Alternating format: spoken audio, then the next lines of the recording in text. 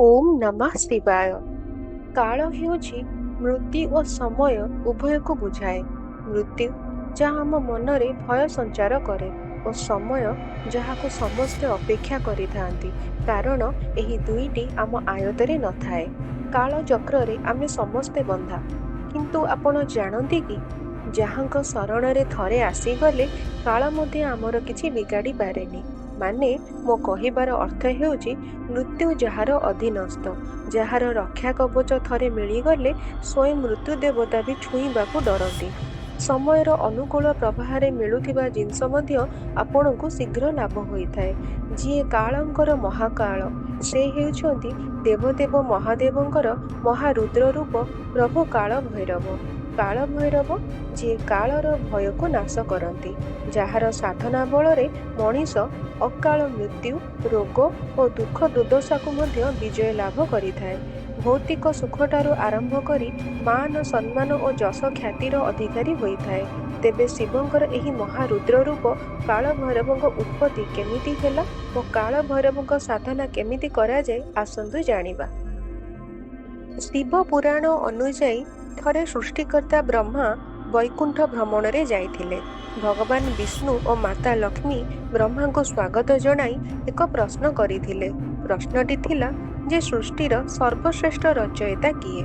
ଏହାର ଉତ୍ତରରେ ବ୍ରହ୍ମା କହିଥିଲେ, ମୁଁ ବ୍ରହ୍ମା ଏ ସମଗ୍ର ସଂସାରକୁ ରଚନା କରିଛି। ଏହି ସମଗ୍ର ସଂସାର ମୋ ଇଚ୍ଛାରେ ପରିଚାଳିତ ହୁଏ। ତେଣୁ ଏଥିରେ ତିଳେ ମାତ୍ର ସନ୍ଦେହ ନାହିଁ ଯେ ମୁଁ ବ୍ରହ୍ମା ଏ ସଂସାରର ସର୍ବଶ୍ରେଷ୍ଠ ରଚୟିତା। ଏହା କହି ବ୍ରହ୍ମଦେବ ହସିବାକୁ ଲାଗିଲେ। ଏହା ଶୁଣି ଭଗବାନ ବିଷ୍ଣୁ ଆଶ୍ଚର୍ଯ୍ୟ ହୋଇଗଲେ ଓ ସେ ଦେଖିଲେ ବ୍ରହ୍ମାଙ୍କର ଆତ୍ମଗର୍ବ ଓ ଅହଙ୍କାର ବଢ଼ିଯାଇଛି। ତେଣୁ ସେ ବ୍ରହ୍ମାଙ୍କ କଥାରେ ସହମତି ଦେଲେ ନାହିଁ। ଏହାପରେ ବ୍ରହ୍ମା ଓ ବିଷ୍ଣୁ ଦୁହିଁଙ୍କ ମଧ୍ୟରେ ଯୁକ୍ତିତର୍କ ହେବାକୁ ଲାଗିଲା। ଶେଷରେ ଏହି ଯୁକ୍ତିତର୍କ ଝଗଡ଼ାରେ ପରିଣତ ହେଲା। ଏହା ଦେଖି ସମସ୍ତ ଦେବାଦେବୀ ଭୟରେ ଥରିବାକୁ ଲାଗିଲେ ଓ ମହାଦେବଙ୍କୁ ପ୍ରାର୍ଥନା କଲେ। ଏହି ସମସ୍ୟାର ସମାଧାନ ପାଇଁ ଯେତେବେଳେ ମହାଦେବ ପ୍ରକଟ ହେଲେ, ଆତ୍ମଗର୍ବ ଓ ଅହଙ୍କାରରେ ବଶବର୍ତ୍ତୀ ହୋଇ ବ୍ରହ୍ମା ଶିବଙ୍କର ଘୋର ଅପମାନ ଓ ନିନ୍ଦା କଲେ। ବ୍ରହ୍ମାଙ୍କର ଏହି ଏପରି ବ୍ୟବହାରରେ ଶିବ କ୍ରୋଧିତ ହୋଇ ନିଜ ଜଟା ଛିଡ଼ାଇଥିଲେ ଏବଂ ସେହି ଜଟାରୁ ଶିବଙ୍କର ମହାଭୟଙ୍କର ରୂପ କାଳ ଭୈରବ ଜନ୍ମ ନେଇଥିଲେ। ଏହାପରେ ଶିବଙ୍କର ଆଦେଶରେ ପ୍ରଭୁ କାଳ ଭୈରବ ନିଜ କାଣି ଆଙ୍ଗୁଠିର ନଖରେ ବ୍ରହ୍ମାଙ୍କ ପଞ୍ଚମ ଶିରକୁ ଛେଦନ କରିଥିଲେ। ତାପରେ ଯାଇ ବ୍ରହ୍ମାଙ୍କର ଗର୍ବ ଭାଙ୍ଗିଥିଲା ଓ ସେ କ୍ଷମା ମାଗିଥିଲେ। କିନ୍ତୁ ବ୍ରହ୍ମାଙ୍କୁ ମାରିଥିବାରୁ କାଳ ଭୈରବଙ୍କୁ ବ୍ରହ୍ମହତ୍ୟା ଦୋଷ ଲାଗିଥିଲା। ସେ ଏହି ବ୍ରହ୍ମହତ୍ୟା ଦୋଷରୁ ମୁକ୍ତି ପାଇବା ପାଇଁ ସାରା ବ୍ରହ୍ମାଣ୍ଡ ଭ୍ରମଣ କରିଥିଲେ। ଶେଷରେ ତାଙ୍କୁ କାଶୀଠାରେ ହିଁ ବ୍ରହ୍ମହତ୍ୟା ଦୋଷରୁ ମୁକ୍ତି ମିଳିଥିଲା। ସେହିଦିନ ଠାରୁ ପ୍ରଭୁ କାଳ ଭୈରବ କାଶୀଠାରେ ହିଁ ପୂଜା ପାଉଛନ୍ତି।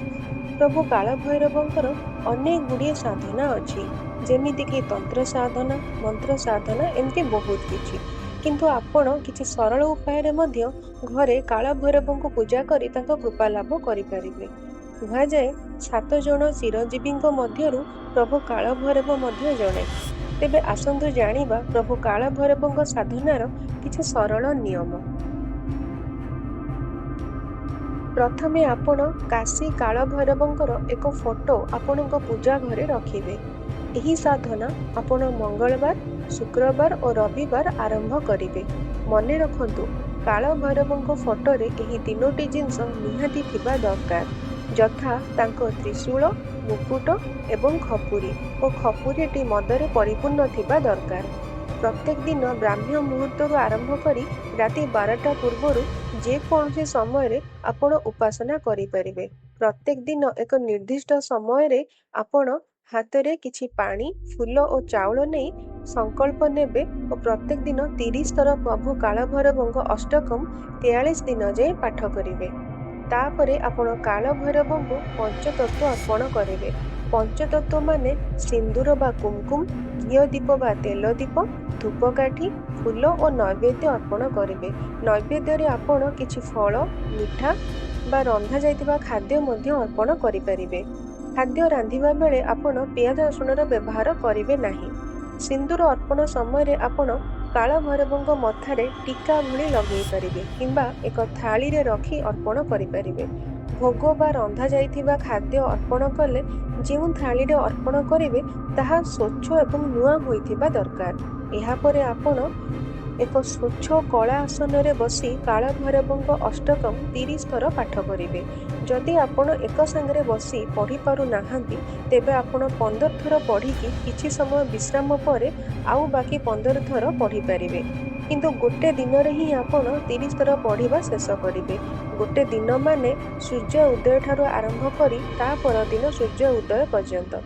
30 ଥର ପଢ଼ି ସାରିବା ପରେ ଆପଣ କାଳ ଭୈରବଙ୍କ କର୍ପୂର ଆଳତି କରିବେ। ଏହାପରେ ଆପଣ 5 ମିନିଟ୍ ଯାଏଁ ଓଁ ଭୈରବାୟ ନମଃ ଜପ କରି କାଳ ଭୈରବଙ୍କୁ ଧ୍ୟାନ କରିବେ। ଧ୍ୟାନ କରିବା ପୂର୍ବରୁ ଆପଣ କାଳ ଭୈରବଙ୍କ ଏହି 3ଟି ମୁଖ୍ୟ ଏଲିମେଣ୍ଟ ମାନେ ତ୍ରିଶୂଳ, ମୁକୁଟ ଓ ମଦ ଭର୍ତ୍ତି ଥିବା ଖପୁରୀକୁ ଭଲରେ ଧ୍ୟାନ କରି କାଳ ଭୈରବଙ୍କ ସମ୍ପୂର୍ଣ୍ଣ ଛବିକୁ ଧ୍ୟାନ କରିବେ। ଏସବୁ ସମ୍ପୂର୍ଣ୍ଣ ହେବା ପରେ ଆପଣ ମନ୍ତ୍ର ଯାହା ବି ଜପିଥିବେ କାଳ ଭୈରବଙ୍କ ନିକଟରେ ସମର୍ପଣ କରିବେ। ପରଦିନ ପୁଣି ଏହାକୁ ସମାନ ପ୍ରଣାଳୀରେ ଆରମ୍ଭ କରିବେ। ଯଦି ଆପଣ ପୁରୁଷ ତେବେ ଧୋତି ପିନ୍ଧନ୍ତୁ ଓ ଯଦି ମହିଳା ତେବେ ଗୋଡ଼ ଦେଖାଯାଉ ନଥିବା ଭଳି ପୋଷାକ ପିନ୍ଧନ୍ତୁ। ମନେ ରଖନ୍ତୁ, କଳା ରଙ୍ଗର ପୋଷାକ ଧାରଣ କରିବେ। ଯଦି କଳା ରଙ୍ଗର ପୋଷାକ ନାହିଁ ତେବେ ଆପଣ କଳା ହକିକ୍ ମାଳା ପିନ୍ଧିପାରିବେ। ଏହି ପୂଜାରେ ଆପଣ ନିଜକୁ ସମ୍ପୂର୍ଣ୍ଣ ସ୍ୱଚ୍ଛ ଓ ପବିତ୍ର ରଖିବେ ଓ ସମ୍ପୂର୍ଣ୍ଣ ଶ୍ରଦ୍ଧାରେ କାଳ ଭୈରବଙ୍କୁ ପୂଜା କଲେ ଆପଣଙ୍କ ସମସ୍ତ ମନୋକାମନା ଶୀଘ୍ର ସମ୍ପୂର୍ଣ୍ଣ ହୋଇଥାଏ।